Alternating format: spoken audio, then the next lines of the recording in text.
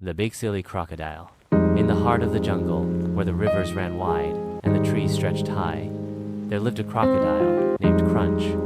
But Crunch wasn't like the other crocodiles. He was big, much bigger than the rest, but he was also very, very silly. While other crocodiles lurked silently in the water, waiting for prey, Crunch liked to float on his back and pretend to be a log, only to shout "boo" when birds landed on him. When the other crocodiles would bask in the sun, Crunch would put leaves on his head and pretend to be a tree. The animals of the jungle loved Crunch's silly antics. The monkeys would ride on his back as he swam through the river, and the parrots would teach him funny phrases to shout at passing animals. But the other crocodiles were not amused. A crocodile should be fierce and scary, grumbled Snaggletooth, the grumpiest croc in the river.